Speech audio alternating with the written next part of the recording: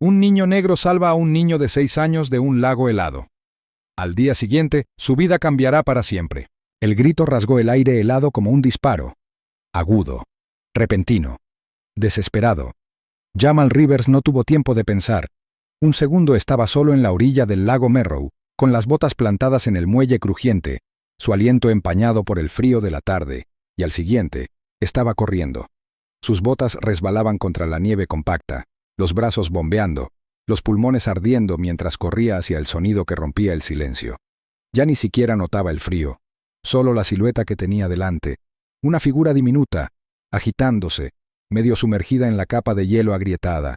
Las manos del chico golpearon la superficie, los dedos buscando agarre, los ojos abiertos de par en par por el terror. El agua lo rodeaba en un remolino oscuro. No debía de tener más de 6 años, sin abrigo, sin guantes, solo un suéter empapado, arrastrándolo hacia abajo como cadenas. ¡Agárrate!, gritó Jamal, derrapando hasta detenerse a pocos metros del borde. No había tiempo para encontrar algo con qué tirar de él. No había nadie más. El lago solía estar desierto a esa hora.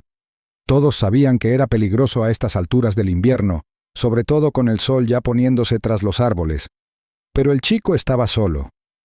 Jamal se dejó caer de bruces, presionando su cuerpo contra el hielo quebradizo, repartiendo su peso. Hizo una mueca al sentir el frío penetrante que se filtraba a través de su ropa. La superficie crujió bajo él, largos y profundos gemidos, como algo antiguo despertando. Se obligó a avanzar, centímetro a centímetro, extendiendo la mano. «Toma mi mano». Srenía. El chico lo intentó. Sus dedos se rozaron una vez, luego resbalaron. Jamal apretó los dientes y se acercó. La grieta en el hielo se ensanchó bajo sus codos, formándose telarañas alrededor de su pecho. «Vamos, hombrecito», murmuró Jamal en voz baja. «No te rindas». Se abalanzó. Sus manos se encontraron de nuevo y esta vez Jamal no la soltó. Agarró la muñeca del chico con dedos congelados y tiró. Cada músculo de su espalda gritaba. El hielo crujía con más fuerza, agrietándose, fracturándose bajo sus rodillas. «Ya casi estoy», jadeó. Con un último tirón, sacó al chico del agua y fue entonces cuando el hielo cedió por completo bajo él. El lago se tragó a Jamal con un violento chapoteo. El frío lo golpeó como un puñetazo en el pecho. El agua le impactó el cuerpo, empapándole la ropa y arrastrándolo hacia abajo. Se quedó sin aliento. Se impulsó hacia arriba, desesperado por respirar, y emergió a la superficie el tiempo justo para ver al chico arrastrándose hacia atrás sobre el hielo, tosiendo y llorando. Entonces apareció alguien más, alto, de hombros anchos, corriendo desde la línea de árboles. El hombre se deslizó boca abajo y extendió la mano. «Te tengo». Jamal sintió unas manos fuertes que lo sujetaban del brazo y lo arrastraban hacia arriba. Resbaló 2 veces, con las botas pateando bajo la superficie, pero el hombre no lo soltó. Con un último esfuerzo, sacaron a Jamal a tierra firme, jadeando y temblando violentamente. Tosió agua del lago, agitado, mientras el hombre se quitaba el abrigo y lo envolvía sobre los hombros de Jamal. «Quédate conmigo, chico. Viene ayuda». Momentos después, luces rojas y azules parpadearon entre los árboles. Las sirenas aullaron. Alguien debió haberlas llamado. En el caos, Jamal apenas notó quién lo llevaba a la ambulancia ni cómo subían al niño, aún temblando, ahora envuelto en una manta gruesa, a la segunda. El niño lo miró a través de la ventana empañada mientras las puertas se cerraban, con los labios temblorosos y la mano débilmente presionada contra el cristal. En el hospital, todo se desdibujaba. Mantas calientes, máquinas que pitaban, preguntas, enfermeras inquietas. Alguien le preguntó su nombre, otro le pidió su contacto de emergencia. Jamal les dio el número de su abuelo y asintió con la cabeza. El frío se le pegaba incluso mientras el calor le corría por las venas. Finalmente, una enfermera le dijo que el niño estaría bien. Se llamaba Eli Carver. No tenía lesiones graves, solo shock, algunos moretones y una temperatura corporal peligrosamente baja. Su padre llegó poco después, pero Jamal no lo vio. El hombre permaneció en el ala privada y nadie lo invitó a hablar con él. Le dieron de alta unas horas después con una muda de ropa seca que alguien había encontrado en el contenedor de objetos perdidos del hospital. Su abuelo lo recogió en su camioneta oxidada. Ninguno de los dos dijo mucho durante el viaje a casa. De vuelta en su pequeña casa a las afueras del pueblo, Jamal se quitó los calcetines y se sentó junto a la calefacción, con la mente pesada. Se miró las manos, todavía rojas de frío, e intentó quitarse de encima la sensación de que algo no iba bien, no con el rescate, sino con lo invisible que se sintió después. A la mañana siguiente, se despertó temprano, esperando algún tipo de cobertura mediática. Tal vez su nombre en el periódico, un reconocimiento en la radio, algo. Había salvado una vida. Eso tenía que contar para algo, pero no hubo nada. Ninguna mención, ningún agradecimiento, ni siquiera una línea. Durante el desayuno, su abuelo le entregó un periódico doblado encogiéndose de hombros. «No veo nada aquí», dijo. «Quizás lo publiquen mañana». Jamal asintió lentamente, pero su instinto le decía la verdad. No llegaba. Salió al porche a tomar el aire y encontró un paquete en el último escalón. No tenía etiqueta, ni franqueo, ni nombre. Con el ceño fruncido, Jamal se agachó y lo recogió. Estaba envuelto en papel marrón y atado con un cordel áspero. El papel se arrugó al despegarlo. Dentro había una sencilla caja de madera. Levantó la tapa lentamente. Encima había una nota, escrita con una letra pulcra e inclinada. «Vimos lo que hiciste. Ahora necesitamos tu ayuda». El corazón de Jamal latía con fuerza. Debajo de la nota había un solo objeto, una llave. Era vieja, quizá incluso antigua, con el mango curvado en un remolino ornamental. Tenía óxido en los bordes y la sentía pesada en la palma de la mano, como si hubiera abierto algo importante. Le dio la vuelta lentamente, esperando alguna otra pista. No había ninguna. Observó el patio y luego la calle. No había nadie. No pasó ni un solo coche. Los árboles permanecían inmóviles en la niebla matutina. Jamal volvió a entrar, agarrando la llave como si pudiera responder a algo si la sostenía el tiempo suficiente. «¿Correo?», preguntó su abuelo levantando la vista. «Solo trastos», respondió Jamal rápidamente, escondiendo la caja a sus espaldas. Subió las escaleras hasta su habitación y cerró la puerta con llave. Se sentó en la cama, dejó la caja sobre el escritorio y releyó la nota una y otra vez. «Vimos lo que hiciste. ¿Quiénes eran? Ahora necesitamos tu ayuda». «¿Ayuda con qué?».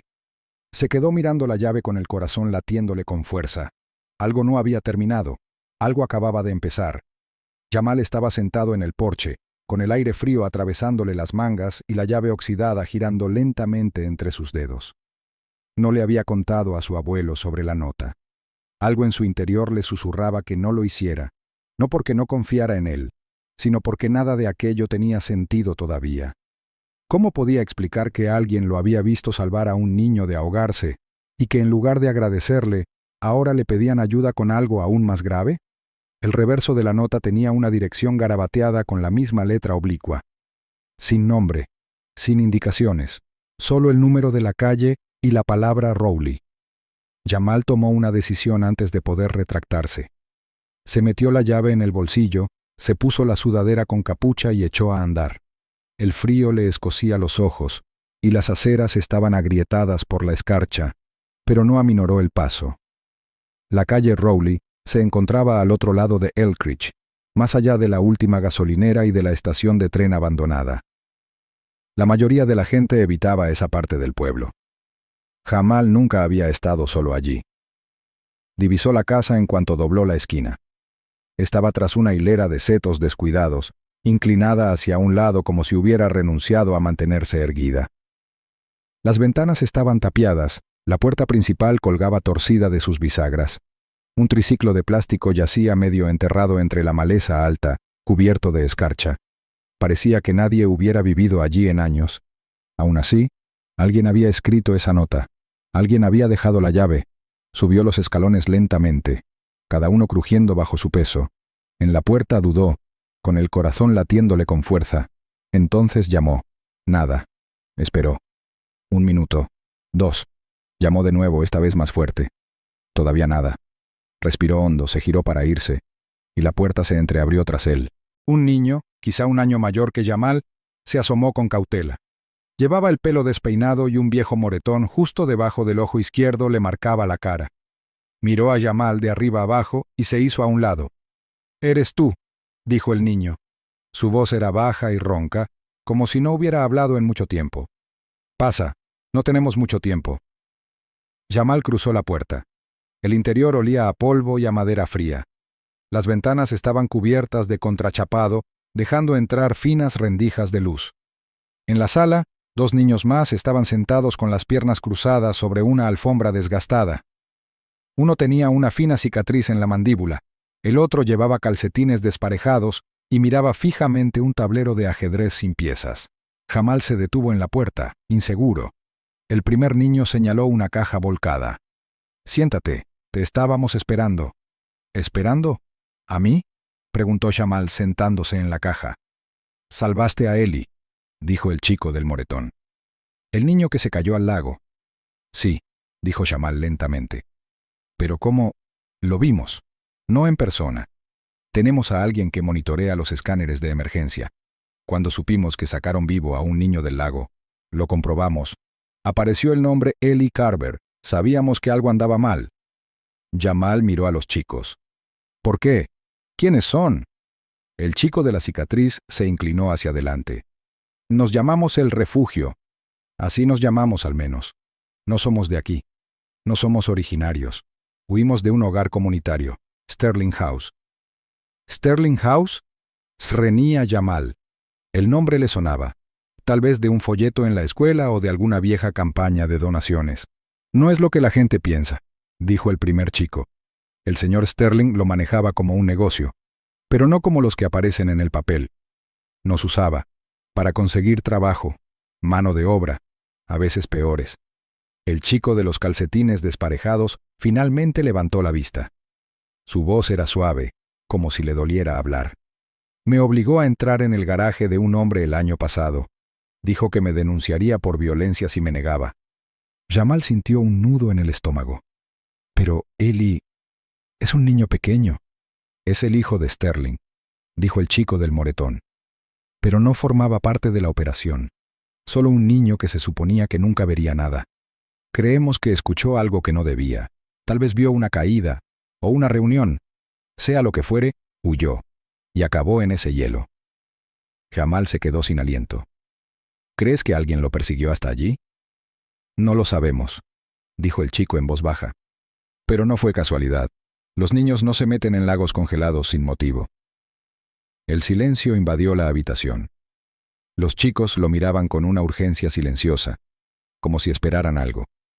Jamal se levantó lentamente, sin saber qué sentir. Una parte de él no quería creerles, pero la otra mitad, esa parte gritaba que cada palabra encajaba en una imagen que antes no había podido ver. «No estoy seguro de qué crees que puedo hacer», dijo. «Ya estás involucrado», dijo el chico de la cicatriz. «Salvaste a Eli. Eso te convirtió en una amenaza. Y a Sterling no le gustan las amenazas». Jamal negó con la cabeza. «Ni siquiera conozco al tipo». «Lo conocerás». Jamal salió de casa justo antes del anochecer, con la llave aún en el bolsillo y la cabeza llena de preguntas. Tomó una ruta diferente hacia casa, evitando las calles principales. Al acercarse a su cuadra, se le erizaron los pelos de la nuca. Algo no encajaba. Cuando llegó a la entrada, el buzón estaba abierto. La puerta colgaba, medio arrancada. Se quedó paralizado. La puerta de su casa estaba entreabierta. Entró corriendo. «Abuelo, aquí atrás». «Swing», dijo la voz apagada. Jamal encontró a su abuelo arrodillado junto a la ventana de la sala, sosteniendo un viejo álbum de fotos. Las páginas estaban rotas. Las fotos estaban esparcidas por el suelo, con huellas de barro impresas. «Probablemente algunos niños», murmuró su abuelo intentando sonar tranquilo. «Entraron por la ventana de la cocina. No se llevaron nada de valor. Solo rompieron cosas». Pero Jamal sabía que no era así. No se trataba de robar. Era un mensaje. Esa noche no pudo dormir. La casa estaba en silencio, pero su corazón no paraba de latirle. Le dio vueltas a la llave en la mano una y otra vez, mirando fijamente las palabras de la nota. «Vimos lo que hiciste. Ahora necesitamos tu ayuda». A medianoche, regresaba a la casa abandonada. La puerta se abrió antes de que pudiera llamar. «Estoy dentro», dijo. «Dime qué necesitas que haga». Dentro, el chico del moretón le entregó un teléfono pequeño, uno de esos de prepago que se compran en las gasolineras. Junto a él había un papel doblado con un boceto de un muelle de carga. Mañana hay una descarga. El mismo lugar donde vieron a Eli por última vez, antes del lago. Si podemos grabarlo, pillarlos en el acto, podría ser suficiente para volarlo todo por los aires. Jamal cogió el teléfono. Lo sentía demasiado pequeño para el peso que cargaba. ¿Y si me ven? Entonces estamos acabados, dijo el chico de la cicatriz. Pero no estarás solo. Te cubriremos desde el otro lado de la calle, y tenemos un plan B por si acaso. Jamal asintió lentamente, con los nervios a flor de piel. ¿Por qué yo? Renia preguntó. El chico del moretón lo miró. Su voz era tranquila, firme. ¿Por qué no corriste? Jamal salió después de la reunión, con el frío de la noche azotándole la cara. Caminó por la acera, pasando junto a tiendas cerradas y pavimento agrietado, sin percatarse de que al otro lado de la calle, un hombre con un abrigo gris permanecía inmóvil. Se llevaba el teléfono a la boca. Sí, susurró el hombre, viendo a Jamal desaparecer por la esquina. Mordió el anzuelo. Está dentro. Y en algún lugar, al otro lado de la llamada, alguien rió entre dientes. Un hombre con un abrigo gris al otro lado de la calle, inmóvil como una piedra, susurrando el nombre de Jamal a un teléfono que Jamal no podía oír. El viento aullaba abajo por el callejón, raspando contenedores oxidados y vallas metálicas. Jamal se agazapó detrás de un contenedor de metal verde, con el aliento formando volutas de humo delante de él. El frío le picaba en los dedos, pero no se atrevía a sacarlos de los bolsillos del abrigo. En la mano derecha, apretaba con fuerza el teléfono desechable, cuya diminuta pantalla ya grababa. La lente apuntaba directamente al aparcamiento, donde las sombras se movían bajo el pálido resplandor naranja de la única luz del techo. Su corazón latía tan fuerte que pensó que podría resonar en el callejón. Entonces, la camioneta se detuvo. Un elegante vehículo negro con ventanas tintadas se detuvo silenciosamente cerca del muelle. El motor se apagó. Por un instante, nada se movió. Entonces, se abrió la puerta del conductor y salió un hombre. Alto, de hombros anchos, calvo, vestido con un largo abrigo de lana. Incluso en la penumbra Jamal pudo distinguir las líneas afiladas de su mandíbula y la serenidad de su expresión. Era él, el señor Sterling. No se parecía en nada a lo que Jamal había imaginado. No había nerviosismo en sus movimientos, ni paranoia en su mirada. Caminaba con un sereno control, como quien nunca se cuestiona qué habitación le pertenece, porque le pertenecen todas. Jamal apretó el teléfono con más fuerza. Al otro lado del aparcamiento apareció otra figura, Micah, uno de los chicos de The Haven. Se movía despacio, con los hombros encorvados por el frío y una mochila colgada del hombro. Sus pasos eran cuidadosos, pausados. Jamal notó el temblor de su mano contra la correa. Micah se acercó a la camioneta y se detuvo a pocos metros. «Llegas tarde», dijo Sterling con voz tranquila. Micah no respondió. En cambio, metió la mano en la bolsa y empezó a abrirla. ¿Esto es todo?, Swing preguntó Sterling, dando un paso al frente. Micah asintió con rigidez. Todo. Sterling cogió la bolsa. Ese era el momento. Jamal respiró hondo y se levantó. «Te tengo grabado», dijo, tan alto que atravesó el viento. «Se acabó». Su voz resonó en las paredes. Sterling se quedó paralizado, con una mano aún en la mochila y la otra cerrándose lentamente en un puño. Por una fracción de segundo, su rostro se quedó inexpresivo, completamente inexpresivo. Entonces sonrió. No con sorpresa ni miedo. Con algo más frío. Una silenciosa diversión. «¿Crees que eres el primero en intentar eso?», dijo, girándose ligeramente para mirar a Jamal. Antes de que Jamal pudiera responder, sintió un cambio de aire tras él, pasos rápidos y cercanos. Entonces el peso lo golpeó. Una fuerza contundente lo golpeó en la espalda, arrancándole el teléfono de la mano. Este resbaló por el pavimento, resonando contra la pared. Jamal se estrelló contra el suelo con fuerza, rozando la superficie helada con la mejilla. Una rodilla le inmovilizó el hombro. Se retorció intentando rodar, pero el atacante se movió rápido. Oyó una voz, baja y firme, cerca de su oído. «Esto es más grande de lo que crees». Algo frío le presionó el cuello, metálico, afilado. Jamal se quedó paralizado. Se le cortó la respiración. El corazón le latía con fuerza en el pecho como si quisiera reventarle las costillas.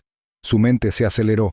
Lo habían atrapado, estaba expuesto, y ahora todo había terminado antes de empezar.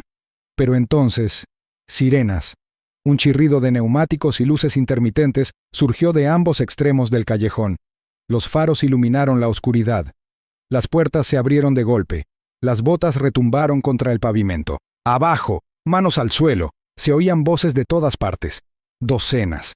El atacante de Jamal se apartó bruscamente, desapareciendo entre las sombras en un instante. Jamal se puso de rodillas, mareado.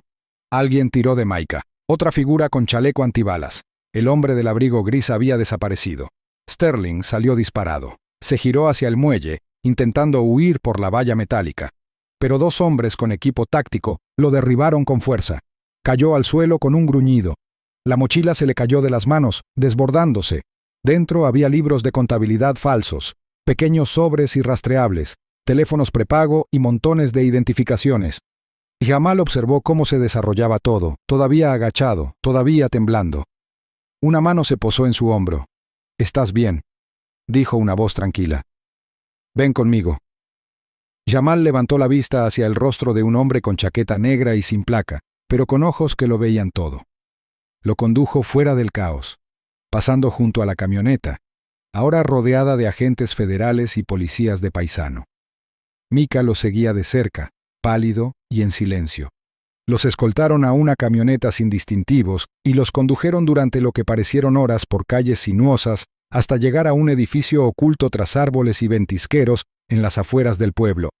Un almacén reformado, con las ventanas tintadas y las paredes cubiertas de monitores y cajas de archivos. Dentro esperaba Aaron Dix. No parecía un periodista en absoluto.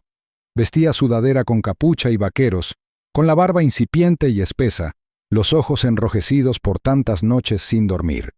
Le hizo un gesto a Jamal para que se sentara y se dejó caer en una silla frente a él, juntando los dedos bajo la barbilla. «Lo hiciste bien», dijo Dix. «Mejor que bien». Jamal miró a su alrededor confundido. «No lo entiendo. ¿Por qué se mudaron esta noche? ¿Por qué ahora?» Dix se inclinó hacia adelante. «Porque nos diste la pieza final». Señaló una pantalla donde la imagen granulada del teléfono de Jamal se reproducía en bucle. Sterling tomando la bolsa. Sterling girándose. El hombre de gris. El caos. «Llevamos meses recopilando información sobre la operación de Sterling», continuó Dix. «Los chicos de Haven filtraron los primeros documentos hace semanas. Teníamos declaraciones, audios, incluso transferencias bancarias, pero no teníamos imágenes directas de él recibiendo nada en persona. Hasta ahora». Jamal miró la pantalla. «¿Así que realmente importaba?», Srenia preguntó. Dix asintió. «Provocó la orden de desmantelamiento. Sin ella los federales habrían esperado». Jamal dejó escapar un suspiro lento. El peso en su pecho no desapareció, pero cambió. Se convirtió en algo más. Responsabilidad. «¿Se acabó?», Srenia preguntó en voz baja. Dix negó con la cabeza. «Todavía no. Sterling está caído, pero su red es profunda. Algunos de los involucrados, jueces, donantes, policías, siguen siendo investigados. Y...» hizo una pausa. «Aún no hemos encontrado a Eli». Jamal abrió los ojos de par en par. «¿Qué? Creí que estaba en el hospital». «Desapareció unas horas antes del arresto.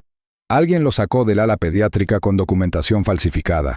Las cámaras se apagaron durante 10 minutos, sin identificación, sin testigos». Jamal se recostó, aturdido. «¿Crees que fue Sterling? Number estaba bajo vigilancia. Creemos que fue otra persona». Dix abrió otra pantalla. Apareció una imagen borrosa. Una figura con un abrigo gris entrando por la entrada trasera del hospital, con un niño pequeño envuelto en una manta caminando a su lado. A Jamal se le heló la sangre. «Es él», susurró. «El hombre del callejón, el que me abordó». Dix asintió. «No está en nuestros sistemas. No hay coincidencia facial, no hay nombre. No tenemos nada contra él». Hizo una pausa, estudiando el rostro de Jamal. «Se suponía que serías un testigo», dijo Dix. «Pero acabas de convertirte en la noticia». 3 meses después, el sonido de martillos resonaba en el aire fresco de primavera a las afueras de Elkridge, donde un nuevo albergue juvenil se alzaba a medio terminar junto a una antigua vía del tren. Madera contrachapada fresca cubría la estructura. El aroma a serrín se mezclaba con los tenues rastros de pino en flor. Dentro, Pilas de mantas, latas y contenedores de ropa llenaban el almacén temporal cerca de la entrada. Jamal estaba inclinado sobre una gran caja de cartón, clasificando los guantes por talla y color con manos expertas. Últimamente no hablaba mucho, al menos no con desconocidos. Los periodistas lo habían intentado, al principio. Tras la redada en los muelles, su nombre había aparecido en blogs y emisiones locales, con titulares llamativos: «Héroe adolescente detiene red de trata de niños». La historia del rescate en el lago finalmente también se hizo popular. Pero Jamal se había mantenido en silencio. Rechazó entrevistas. Rechazó las ceremonias de premios. No lo hizo para llamar la atención. Lo hizo porque no podía olvidar. Aún recordaba el peso del teléfono en la mano, la sensación del acero frío en la garganta, el destello de los faros, el hombre del abrigo gris desapareciendo entre las sombras como la niebla. Y sobre todo, recordaba la cama de hospital vacía de Eli. Jamal metió la mano en la caja, sacó un gorro desgastado y lo dobló con cuidado. Sus pensamientos se dirigieron a los otros chicos de The Haven. Ahora estaban a salvo. La mayoría habían sido ubicados en nuevos hogares con identidades protegidas a kilómetros de Elkridge. Algunos todavía llamaban, pero rara vez. Era más seguro así. Solo Micah se quedó cerca, gracias a un programa organizado por Aaron Dix. Juntos, ayudaron a construir el refugio. Colocaron ladrillos, instalaron ventanas e incluso enseñaron carpintería básica a los voluntarios más jóvenes. Aún así, un silencio persistía entre los acontecimientos del pasado y lo que vendría después. Jamal estaba doblando el último suéter cuando una voz suave se escuchó detrás de él. «¡Hola!». Se giró. La puerta estaba llena de luz solar y justo dentro había una pequeña figura que no había visto en meses. Eli. Parecía diferente, tal vez más alto, el cabello un poco más largo, pero los mismos ojos, grandes, atentos, y esta vez llenos de algo que Jamal no esperaba: paz. Jamal parpadeó. Por un segundo pensó que quizá lo estaba imaginando. Eli dio un paso adelante sosteniendo algo doblado en sus manos. «Estoy a salvo», dijo en voz baja. «Ese hombre de gris me ayudó a esconderme. No estaba con Sterling, estaba en su contra». Jamal se quitó los guantes y dio un paso tembloroso hacia adelante. «¿Qué?». Eli asintió. «Me encontró en el hospital. Dijo que ya no era seguro. Me llevó a un lugar lejano. En el bosque. Había una cabaña. Estaba tranquila. Nunca me dijo su nombre, pero era amable. Dijo que solía trabajar con gente como Sterling. Entonces, un día, dejó de hacerlo». Jamal se agachó para mirarlo a la altura de los ojos. «¿Por qué no volviste?». Eli bajó la mirada hacia el papel que tenía en las manos. Dijo que lo sabría cuando terminara, que te encontrara cuando fuera seguro. Le extendió el papel doblado. Jamal lo tomó y lo abrió lentamente. Dentro había una sola línea, escrita con la misma letra inclinada que recordaba de la nota que venía con la llave. «Los héroes no necesitan ser ruidosos. Solo prepárense». Su mirada se posó en la parte inferior de la página donde, cuidadosamente pegada al papel, estaba la llave oxidada. El mismo de aquel primer día, aún desgastado, aún pesado, pero de alguna manera ahora se sentía diferente. Eli lo observó. «Dijo que eras valiente. Dijo que si alguien podía mantener a la gente a salvo, ese serías tú». Jamal dio vueltas a la llave en la palma de la mano, rozando con los dedos las ranuras familiares. Recordó todo lo que había abierto. No una puerta, ni una caja, sino un propósito. Lo había conducido a algo oscuro, peligroso y real, pero también había traído luz. Verdad. Cambio. Volvió a mirar a Eli, que permanecía pequeño en la amplia habitación iluminada por el sol, parpadeando al mirarlo. «¿Vas a seguir ayudando a la gente?», Srenia preguntó Eli. Jamal no respondió de inmediato. Se acercó a la ventana y observó el marco del refugio. Micah estaba allí, enseñándole a un voluntario más joven cómo alinear un tablón antes de martillarlo. Más allá, el bosque se extendía hasta el horizonte. En algún lugar entre esos árboles, un hombre de gris había desaparecido como humo. No dejó ningún nombre, pero dejó algo mejor. Jamal se volvió hacia Eli y sonrió. «Sí», dijo, escudriñando el horizonte con la mirada, «pero esta vez no lo haré solo.